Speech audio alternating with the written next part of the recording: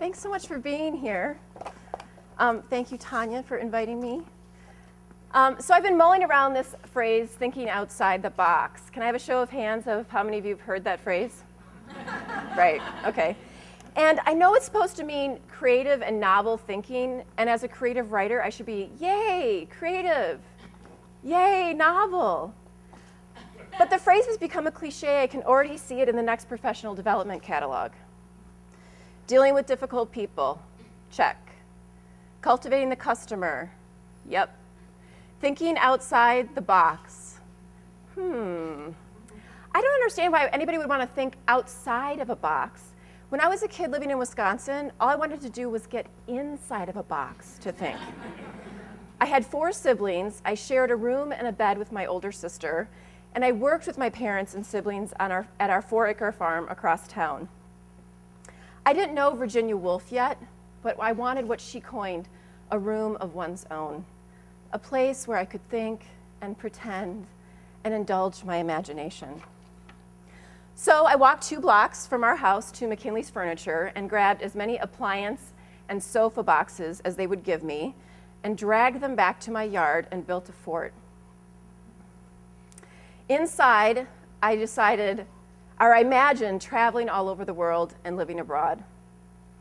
In my fort, I decided where the windows would go, what kind of floor it would have, and most importantly, who I allowed in my fort. Friends and confidants, yes.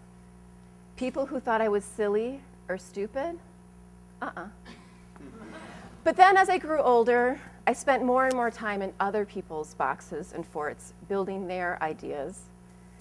While I had a taste of studying abroad in college, panic set in when the student loan bill arrived. Most of my childhood dreams were vanishing into the reality of being an adult, making a living with a job. I was a hostess, barista, aerobics instructor, coordinator of a teen drop-in center, box office assistant, and eventually teacher, luckily at an art school. Yet I've been so crazed for 10 years building other people's ideas, I wasn't sure I had the energy anymore for my own. But then, when I was 32 years old, 2 people changed the course of my life.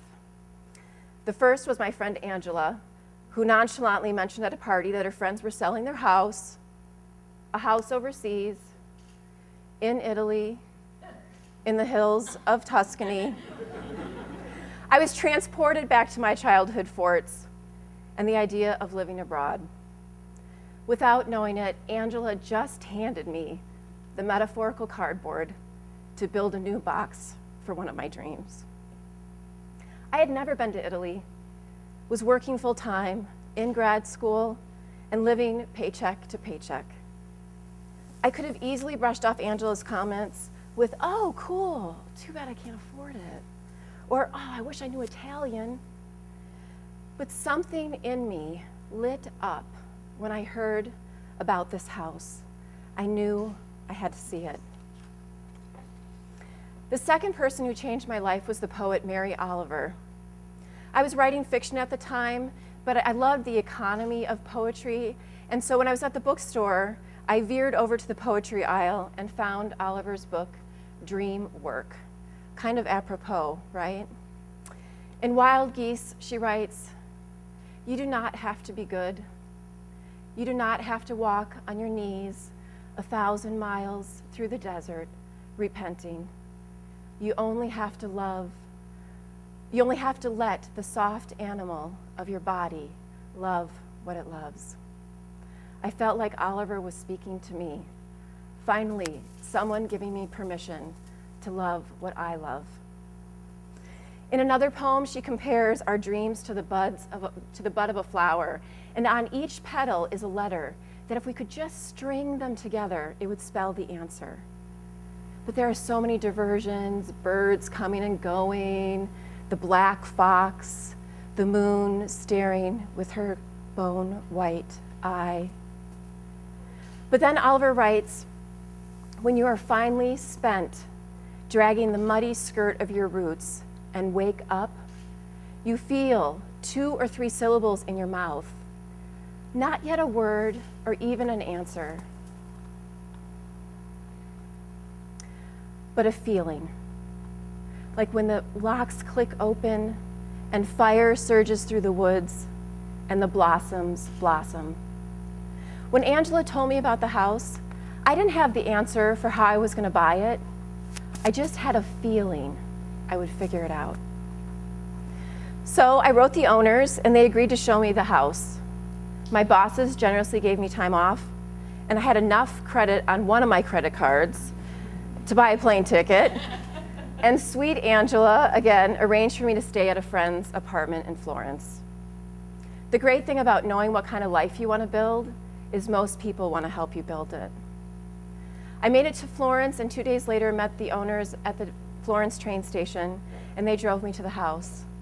It was January, cold and rainy, but when we exited the autostrada and I saw those autostrada in Lucca, and I saw those massive medieval walls surrounding the city center, and we started our ascent up the narrow tree-lined road to Vittiana, I was already in my dream. We arrived in the village at dusk, and the small chapel in the piazza, covered in frescoes, was lit up by candles and full of flowers. We drove past the village goats and up the steep hill to the parking lot and walked the cobblestone streets to the house. The owners told me when the village finally decided to put in gas lines, they numbered each cobblestone before they removed it so they could put it back exactly where it had been for centuries. When the owners opened the door to the house, I felt all the people who had come before. I stepped from the foyer into the living room and saw the fresco they had uncovered in their renovations. Each flake of plaster painstakingly removed with dental tools to reveal Mother Mary, the baby Jesus, and two saints. In the large open room of the second floor, I pictured a library and me at a table writing a book. The beams of the ceilings were huge chestnut logs taken from the woods beyond the village. I couldn't see the landscape out the windows because it was dark, but I could feel the immense quiet. I was awestruck. We had tea in the kitchen by the fire, and the owners talked about their work as artists and teachers. And then quantum physics, about a little seed already having the knowledge of the plant or tree it would become, and the importance of putting that seed in some soil, watering and feeding it, and removing the weeds around it so it could reach its full potential.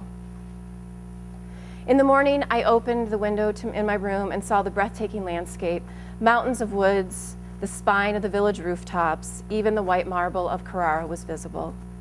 On the drive back to Florence, the owners asked me if I wanted to buy the house. Yes, I said, even though I was already fighting the old panic of how I would pay for it. The owners could have sold the house to anyone. They had other people interested. But gifted seers, they saw that little seed in me that needed to flourish. I came back home and planted the seed in some metaphysical soil and protected it with my metaphorical box, my cardboard think tank. I sat inside that box until I figured out how to buy this house. I came up with the idea of pre-renting it to raise the money, $1,000 for 3 weeks for a 3-bedroom, 2-bath house in this amazing village in Italy. I figured I would pay that to stay in this house, so I thought other people would too if they just heard about it. I threw open the flaps of my box and brought my little seedling into the light. I took my idea of pre-renting to a young lawyer. I was like, Italian house, perfect for writers, totally affordable. Illegal, he said. I went to see a SCORE business volunteer who poured his bucket of cold water on me and my seedling. I called my mom for support. Oh, Julie, why do you want to live in Italy? Where are you going to get the money? I limped back to my box. By this time, it was the end of February, and the owners, while sympathetic, needed to know if I was going to buy this house. So I scraped together what money I could and wired earnest money. They sent back a contract, $30,000 down payment due by April 1st, and the balance of $50,000 due in July before the final signing. Crazy, right? But by then, a friend had introduced me to an experienced lawyer who thought my plan was great and legal. He filed papers for my LLC, came up with a name for what I was offering as rental subscriptions, and wrote the subscription agreements in legalese. He even traded all of his services for a subscription at the house. The seedling was starting to grow. I made a 4-color brochure with pictures the owners had given me and sent it to everyone I knew. I put an ad in the New York Times travel section for 4 weeks. Then I waited. The phone started ringing. I was overwhelmed. I told everyone who called about my experience in Italy and the house. Friends and strangers started sending me checks to stay there. And as agreed, I wired the down payment at the end of March and the balance in July. I had raised $60,000 from rental subscriptions, half from people I knew, half from total strangers.